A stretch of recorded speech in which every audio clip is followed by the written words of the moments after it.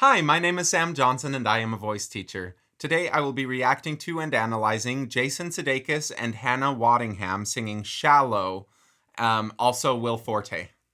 If you are interested in learning how to become a better singer, please consider reading my book, Open Your Mouth, Learn How to Sing.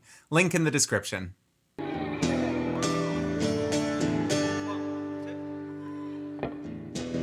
me something, girl. Are you happy in this modern world? Or do you need more? Is there something else you're searching for? I'm falling. If these guys were coming to me for voice lessons or whatever, first we'd have to decide, like, are we trying to sound like Bradley Cooper? Are we trying to sound like your best version of this character?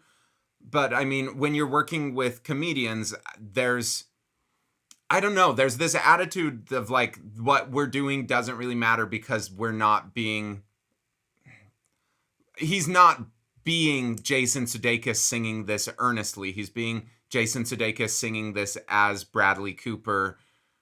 And I think that, like, there's not an element of mocking, but definitely an element of, like, caricature within that.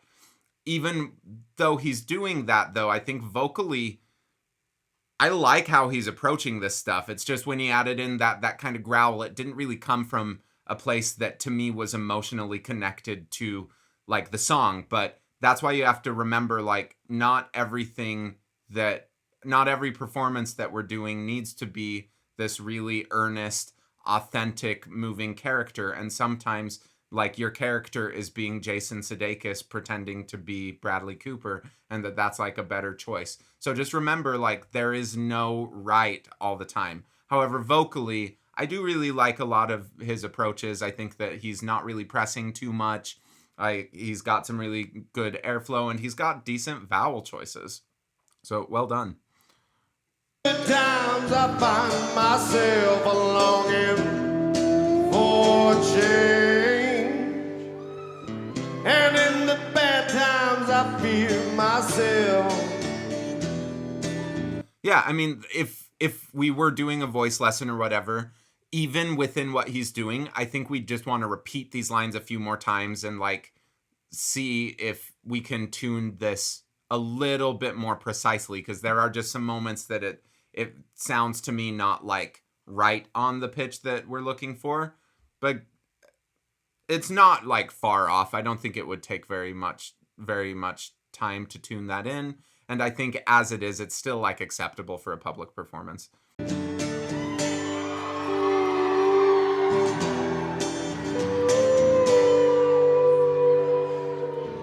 Tell me something, boy.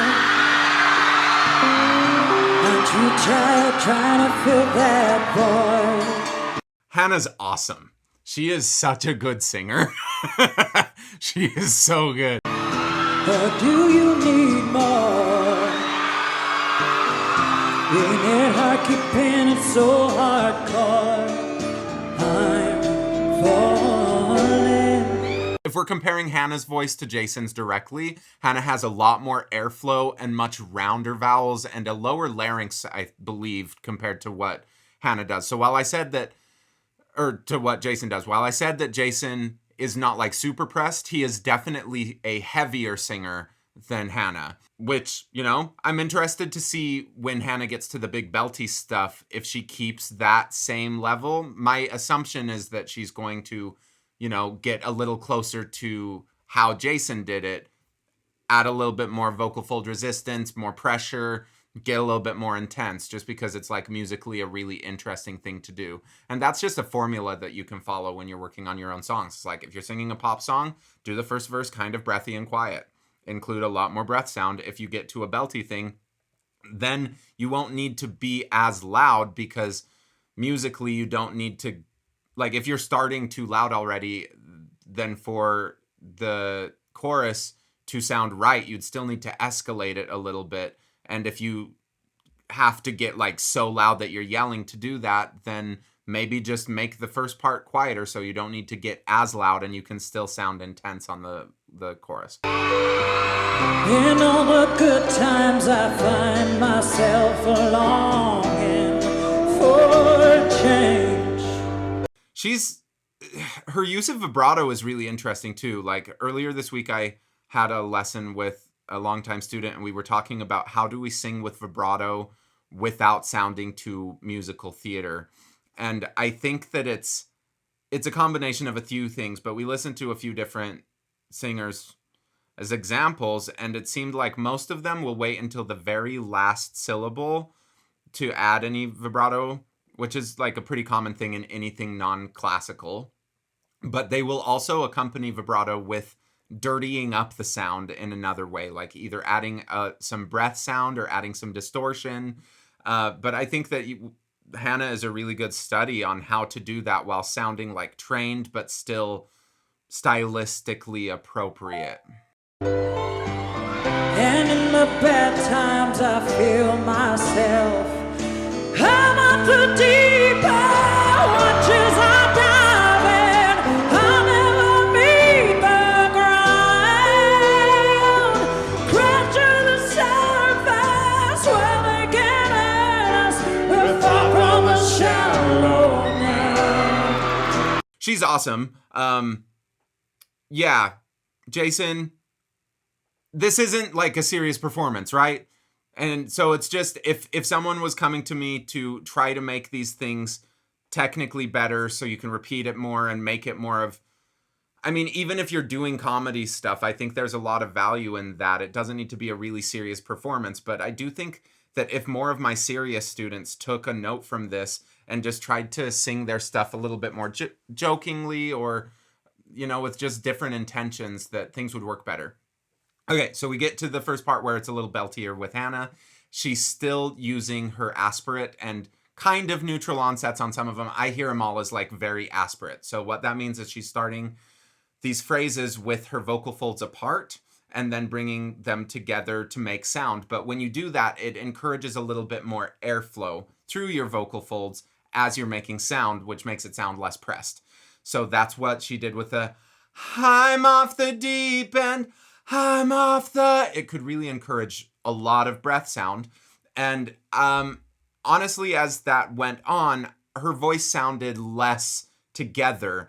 And I just don't think that singing with that much airflow up in this part of someone's range is like that effective.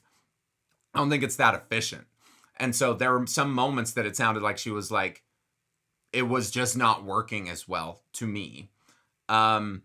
I would honestly encourage her to sing a little more like Jason Sudeikis up in that area. Like do a Jason Sudeikis impression, maybe would work on some different onsets and stuff and see if it just feels like she has more control. And I bet that she would, but there's so much talk out there that like glottal onsets are bad for you, which is patently false. But I think that it's likely that Hannah has had a lot of training. And I think that it's likely that part of her training has been to consciously eliminate glottal onsets. And I think that's, you know, kind of a shame, but it's not an uncommon thing for someone to come in who's got a really wonderful voice and they still just feel a little bit less in control when they go to their high notes. Again, I'm saying feeling in control. I'm not saying what she did was bad. I don't think it was bad. I don't think it was bad. I think it's totally acceptable. I'd be very happy to encourage people to go sing like this. I don't think it's like an embarrassing thing, which is what a lot of people are concerned with if they're not technically perfect or whatever. There might be a few notes that are like slightly off pitch, I think, as a result of what I'm saying, that it's just not the most efficient way of singing. But it's still like a really cool sound. It's emotionally expressive. It's reminiscent of Gaga, but still sounds like Hannah Waddingham. I think it's a really, really good job.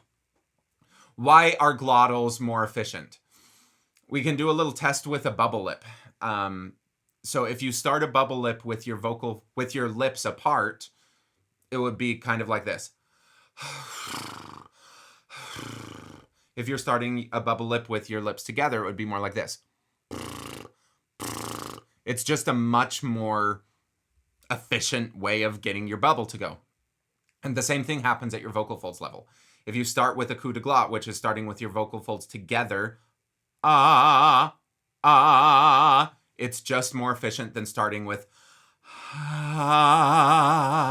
and a lot of work has to be done in classical singers to be able to start with an H, start with an aspirate, but not turn dysphonic after, to go from to ha and have it still sound like the same full sound.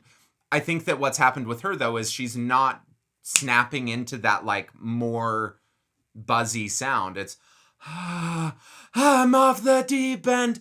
I'm really over exaggerating. She sounds wonderful, but like it's that level of efficiency loss, and then it's just how much of that can you tolerate to get the sound qualities that you're looking for, to get the really cool raspy sounds and that extra breathiness. And that's a thing that, you know, there is no right answer, I think. It's just, if someone was coming into me sounding like this, I would say, okay, here, you're on this end of the spectrum. Let's experiment with what this end of the spectrum feels like. And then maybe you'll end up here. Maybe you'll still choose to go over here. But as long as you know this is a full spectrum and I know what a bunch of different points among it feel like and how stable they make me feel, then you'll just be more secure because you're like, oh yeah, I'm going to go to this thing because it accomplishes everything that I want in the best way that I know how to today. And to me, that would feel like a really wonderful voice lesson, even if they choose to go do it this other way. As long as they're like, oh yeah, I can toggle back and forth between these and I feel like I have a choice. I know what they sound like and I know when I may want to use one over the other. In the shallow, in the shallow, in the shallow,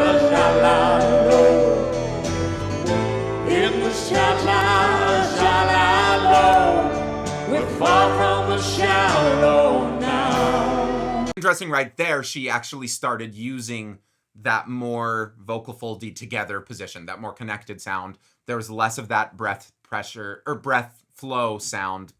So I know Hannah is a wonderful singer. She is so freaking good. She is so freaking good. I would be just like honored if she asked me like, what are some things we could do to experiment with my voice? But I like to assume that all of my students are at least competent with some things, because like that's how, if we can focus on the things that they're really competent at, then we can just build those things up. And most of my students I'm sorry, my students, I love you all. Most of you are not as good as Hannah Waddingham, and I don't think that that's like an insult at all, right? I mean, I honestly think a lot of them are really freaking good, but Hannah is a very high-end, top-tier performer. And like, voice teachers are super lucky to work with that, but I think it can come across as like really pretentious to be telling someone who's that good, like, try doing this. But that's why you have to think of it as a experiment. We're just trying a bunch of different stuff and giving honest opinions of what I think is working best and what's not, and asking you a lot, like, what do you think's working best? What do you think isn't? What are your insecurities as you're singing this kind of thing? But anyway, like if I heard her sing like she just did that last line, I'd be like, what if we approached the I'm off the deep end in that same voice, that same sort of color, that same sort of volume even, and then just started leaning into it a little bit to get more intense. I think that maybe that would be a way to feel more in control. But again, it would lose out on the specific style that you get from using so much air.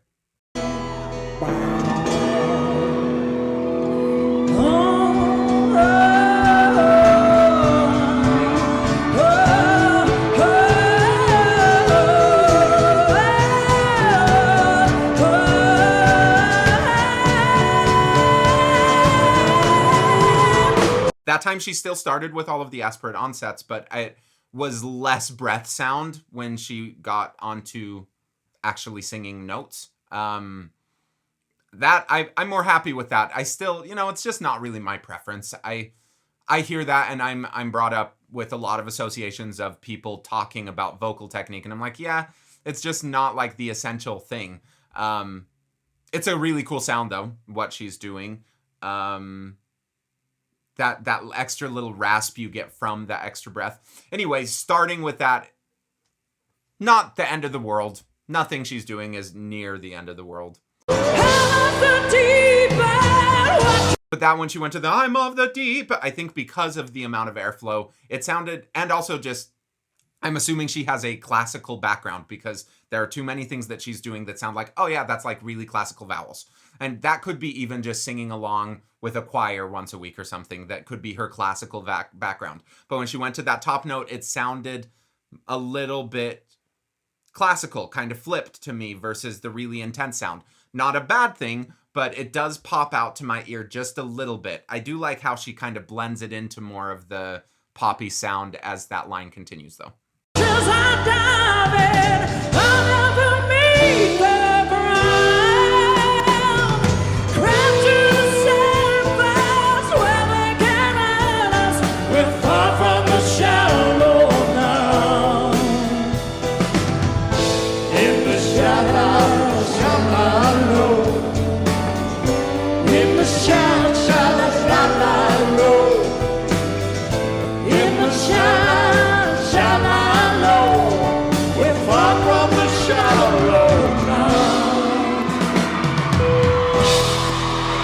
Yeah, I mean, Hannah is a star. Like, she's a wonderful singer, wonderful performer. I don't think that there's anything she did with that I'm like, oh my gosh, never do that again. That just didn't work. I thought that was bad. Not at all. It's all just like, oh, interesting that your default is to go toward that. Where did that default come from? Can we explore other ways of doing it? And that's kind of how I would approach working, and how I do approach working with really, really high level singers, is assuming like, yeah, I think a lot of people probably love what you're doing right now. You already have some good fans. You already are performing. You're already getting cast and stuff. Like, what you're doing is working. It's working. I don't want to like break that. I want to just see like, what are some other things we can do those work as well. And I find that the more kind of options you have, then going back to the ones that might be inherently less efficient somehow become a little bit more efficient. Like, that's a really, really common thing. Working with Jason, we just need to really nail like the harmony notes. Like, that's the only thing that I'm like, just a little bit, that I think that we would be able to maintain the overall intention of the performance and still stay a comedian, but just be a little bit more on pitch with like some of the harmonies. It's like totally fine. But I think his approach, like he's got a really good ear. I think that that's a really common thing with good comedians. They have wonderful ears. That's why they can do so many impressions and do a lot of stuff. And I think that legitimately the fact that they don't take a lot of their results seriously lets them experiment with a lot of different stuff and come up with a lot of interesting ways to sing. And so they usually get pretty dang close, even if they're not like awesome singers. But listening to that, if he was earnestly trying to be like awesome singer, I'm doing this thing, taking it really, really seriously, like, I don't think it's out of the question for him. He's singing, he's got a really good ear, he's on pitch most of the time, he's got a lot of decent habits. The main thing is just getting consistency within all of those, and probably saying like, these other things you're doing, they're just not working as well. Is there any way we can drop those and just focus on the things that you're already doing super well? Thank you for watching. Please like, subscribe, leave a comment below, and let me know, what should have happened at the end of Ted Lasso. Yeah, let's leave a lot of spoilers for Ted Lasso in the bottom. If you haven't seen Ted Lasso at this point, it's your own fault.